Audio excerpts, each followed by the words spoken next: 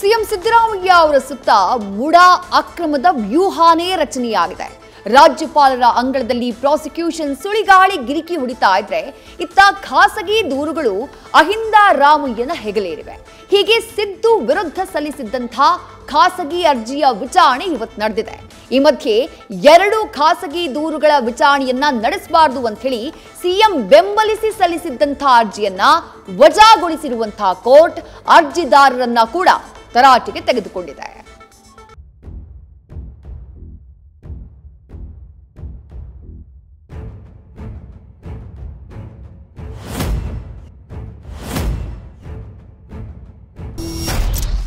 ಮೈಸೂರು ಅಭಿವೃದ್ಧಿ ಪ್ರಾಧಿಕಾರದ ಅಕ್ರಮ ಸಿದ್ದರಾಮಯ್ಯರ ಕುತ್ತಿಗೆ ಮೇಲೆ ಕೂತಿದೆ. ಒಂದ್ ಕಡೆ ಗವರ್ನರ್ ಪ್ರಾಸಿಕ್ಯೂಷನ್ ಎಂಬ ತೂಗುಗತ್ತಿ ತಲೆಯ ಮೇಲೆ ನೇತಾಡ್ತಾ ಇದೆ. ಇದರ ಮಧ್ಯೆ ಖಾಸಗಿ ದೂರುಗಳು ಸಿಎಂ ವಿರುದ್ಧ ರಣವ್ಯೂಹ ರಚಿಸಿವೆ. ಸಿದ್ದರಾಮಯ್ಯ ವಿರುದ್ಧ ಮೂಡ ಅಕ್ರಮ ದೂರುಗಳ ವ್ಯೂಹ. ಟಿಜೆ ಅಬ್ರಹಾಂ ಸಲ್ಲಿಸಿದ ಅರ್ಜಿ ವಿಚಾರಣೆ ಮುಂದೂಡಿಕೆ. ಸಿಎಂ ಸಿದ್ದರಾಮಯ್ಯ ವಿರುದ್ಧ ದೂರುಗಳ ವ್ಯೂಹವೇ ರಚನೆಯಾಗಿದೆ. ಮೂಡ ಅಕ್ರಮದ ವಿರುದ್ಧ 82ನೇ ಸಿಸಿಎಚ್ ಜನಪ್ರತಿನಿಧಿಗಳ ಕೋರ್ಟ್ನಲ್ಲಿ ಸಿಎಂ ವಿರುದ್ಧ ಖಾಸಗಿ ದೂರುಗಳು ಸಲ್ಲಿಕೆಯಾಗಿದ್ವು. ಮೊದಲು ಟಿಜೆ ಅಬ್ರಹಾಂ ಕೋರ್ಟ್ನಲ್ಲಿ ಖಾಸಗಿ ದೂರನ್ನ ದಾಖಲಿಸಿದ್ರು. ಇದರ ಮಧ್ಯೆ ಮತ್ತೆರಡು ಖಾಸಗಿ ದೂರುಗಳು ಎಂಟ್ರಿ ಕೊಟ್ಟಿತ್ತು. ಎಲ್ಲಾ ಅರ್ಜಿಗಳ ಬಗ್ಗೆ ಇವತ್ತು ಕೋರ್ಟ್ನಲ್ಲಿ ವಿಚಾರಣೆ ನಡೆಯಿತು. ಸಿಎಂ ವಿರುದ್ಧದ ದೂರಿನ ಬಗ್ಗೆ ಟಿಜೆ ಅಬ್ರಹಾಂ ಖುದ್ದು ವಾದ ಮಂಡಿಸಿದ್ರು. 1998-99 ಆ ಜಾಗದ ಮಾಲೀಕರು ಮೂಡ ಆಗಿತ್ತು. 13/3/1998 ಅಡಿಯಲ್ಲಿ ಡಿನೋಟಿಫಿಕೇಷನ್ಗೆ ಅರ್ಜಿ ಸಲ್ಲಿಕೆ ಮಾಡಲಾಗಿದೆ. 2001ರಿಂದ 2003 ತನಕವೂ ಮೂಡ ಹೆಸರಲ್ಲಿ ಸೈಟ್ ಇತ್ತು. ಬಳಿಕ ದೇವನೂರು ಬಡಾವಣೆ ಅಂತ ಬದಲಾವಣೆಯಾಗಿತ್ತು. ಅಲ್ಲಿ ಕೆಸರೆ ಗ್ರಾಮ ಅನ್ನೋದು ಇರಲಿಲ್ಲ ಅಂತ ಟಿಜೆ ಅಬ್ರಹಾಂ ವಾದ ಮಂಡಿಸಿದ್ರು. ಅಲ್ಲದೆ ಆ ನಂತರ ಅಕ್ರಮವಾಗಿ ನಕಲಿ ದಾಖಲೆ ಸೃಷ್ಟಿಯಾಗಿದೆ. ಸೇಲ್ ಡೀಡ್ ಆದಾಗ ಅಲ್ಲಿ ಕೆಸರೆ ಗ್ರಾಮವೇ ಇಲ್ಲ. ಜಾಗ ಮಾರಿದವರಿಗೆ ಮೂಡ ಸೈಟ್ ಕೊಟ್ಟಾಗಿತ್ತು. ಅದು 50-50 ಅನುಪಾತದಡಿ ನೀಡಲು ನಿರ್ಧಾರ ಮಾಡಲಾಗಿದೆ. ಆರೋಪಿ ಭೂ ಸ್ವಾಧೀನಕ್ಕೆ ಬದಲಾಗಿ ಪರ್ಯಾಯ ಸೈಟ್ ನೀಡಲಾಗಿದೆ. ಯಾವ ಕಾರಣಕ್ಕೆ ಹಳೆಯ ಬಡಾವಣೆಯಲ್ಲಿ ಸೈಟ್ ಕೇಳ್ತಾರೆ? ಇಲ್ಲಿ ಆರೋಪಿ ಸತ್ಯ ಮುಚ್ಚಿಟ್ಟು ಸುಳ್ಳು ಹೇಳಿದ್ದಾರೆ. ಅದಕ್ಕೆ ಈ ಜಮೀನಿನ ಬಗ್ಗೆ ಸಿಎಂ ಅಫಿಡವಿಟ್ನಲ್ಲಿ ಹೇಳಿಲ್ಲ ಅಂತ ಟಿಜೆ ಅಬ್ರಹಾಂ ವಾದ ಮಂಡಿಸಿದ್ರು. ಈ ಅರ್ಜಿಯ ವಾದ ಪ್ರತಿವಾದ ಆಲಿಸಿದ ಕೋರ್ಟ್ ಆಗಸ್ಟ್ 21ಕ್ಕೆ ಅಬ್ರಹಾಂ ಸಲ್ಲಿಸಿದ ಪಿಸಿಆರ್ ಅರ್ಜಿಯ ಹೆಚ್ಚಿನ ವಿಚಾರಣೆಗಾಗಿ ಮುಂದೂಡಿಕೆ ಮಾಡಿದೆ. ಆಲಂ ಪಾಷಾ ಸಲ್ಲಿಸಿದ ಅರ್ಜಿ ವಜಾ ಮಾಡಿದ ಕೋರ್ಟ್. ಸ್ನೇಹ ಮಹಿ ಸಲ್ಲಿಸಿದ ಅರ್ಜಿ ಆದೇಶ ಕಾಯ್ದಿರಿಸಿದ ಪೀಠ. ಟಿಜೆ ಅಬ್ರಹಾಂ ಅರ್ಜಿಯ ಜೊತೆ ಆಲಂ ಪಾಷಾ ಮಧ್ಯಂತರ ಖಾಸಗಿ ಅರ್ಜಿಯನ್ನ ಸಲ್ಲಿಕೆ ಮಾಡಿದ್ರು.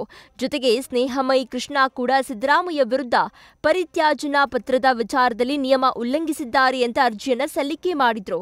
ಈ ಅರ್ಜಿಗಳನ್ನು 82ನೇ ಸಿಸಿಎಚ್ ಜನಪ್ರತಿನಿಧಿಗಳ ಕೋರ್ಟ್ ವಿಚಾರಣೆ ನಡೆಸಿತು. ಆದರೆ ಆಲಂ ಪಾಷಾ ಅರ್ಜಿ ವಿಚಾರಣೆ ವೇಳೆ ಗರಂ ಆದ ನ್ಯಾಯಾಧೀಶರು ಅವರಿಗೆ ತರಾಟೆ ತೆಗೆದುಕೊಂಡ ಪ್ರಸಂಗ ನಡೆಯಿತು. ನೀವು ಯಾವ ಪ್ರಾವಿಷನ್ ಅಡಿಯಲ್ಲಿ ಅರ್ಜಿ ಹಾಕಿದ್ದೀರಾ?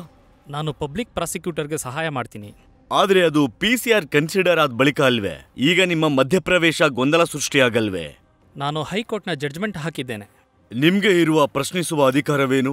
ಮೊದಲು ನೀವು ಈ ಕೇಸ್ನಲ್ಲಿ ಸ್ಟೇಟಸ್ ಏನು ಅಂತ ಹೇಳಿ. ನಿಮ್ಮನ್ನ ವಿಕ್ಟಿಮ್ ಅಂತಾನಾ, ಆರೋಪಿ ಅಂತಾನಾ, ಏನು ಅಂತ ತೋರಿಸ್ಲಿ ಹೇಳಿ. ನಿಮ್ಗೆ ಸೆನ್ಸ್ ಇದೆಯಾ? ಪಿಸಿಆರ್ ಅಂದ್ರೆ ಪಬ್ಲಿಕ್ ಕಂಟ್ರೋಲ್ ರೂಮ್. ಇಲ್ಲಿ ರಾಜಕೀಯ ಡ್ರಾಮಾ ಮಾಡಬೇಡಿ. ಕೋರ್ಟ್ ನಲ್ಲಿ ನೀವು ತಮಾಷೆ ನಡೆಸ್ತಾ ಇದ್ದೀರಾ.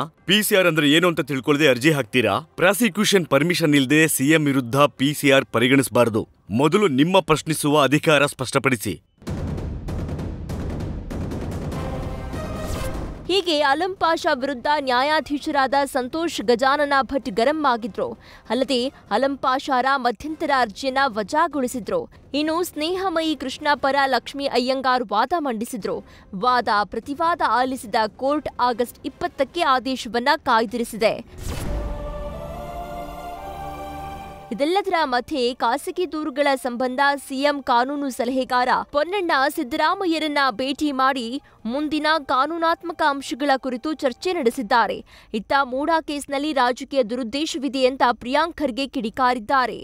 ಆದರೆ ಕೋರ್ಟ್ ಯಾವುದಾರೇ ನಿರ್ಣಯವನ್ನ ಈ ಸರ್ಕ್ಯುಲರ್ಗೆ ವಿರುದ್ಧವಾಗಿ ಆಗಲಿ ಅಥವಾ ಸರ್ವೋಚ್ಚ ನ್ಯಾಯಾಲಯದ ತೀರ್ಪಿಗೆ ವಿರುದ್ಧವಾಗಿ ತಗೊಂಡ್ರೆ ನಾವು ಅದರ ಮೇಲೆ ಸೂಕ್ತವಾದಂಥ ಕಾನೂನು ಹೋರಾಟವನ್ನು ನ್ಯಾಯಾಲಯದ ಮೂಲಕ ಜರುಗಿಸ್ತೀವಿ. ನೋಡಿ, ಇದು ಎಂಟೈರ್ ಮೂಡಾ ಪ್ರಕರಣ ಇದು ರಾಜಕೀಯ ದುರುದ್ದೇಶದಿಂದ ಮಾಡ್ತಾ ಇದ್ದಾರೆ ಅಂತ ಭಾಳ ಎದ್ದು ಕಾಣ್ತಾ ಇದೆ. ರಾಜ್ಯಪಾಲರ ಕಚೇರಿ ಇವತ್ತು BJP ಅವರ ಪ್ರಾದೇಶಿಕ ಕಚೇರಿಯಾಗಿ ಉಪಯೋಗ ಮಾಡ್ತಾ ಇದೆ. ಒಟ್ಟಾರೆ ಸಿದ್ದರಾಮಯ್ಯಗೆ ಮೂಡಾ ಅಕ್ರಮದ ಬಾಣ ನಾಟುತ್ತಾ ನ್ಯಾಯಾಲಯದ ಮುಂದಿನ ಆದೇಶವೇನು ಅನ್ನೋದೇ ಸದ್ಯದ ಕೌತುಕ. Vishnu Prasad, crime bureau, news first. News first ನಿರ್ಭೀತಿಯಿಂದ ನಿಮ್ಮ ಪರವಾಗಿ.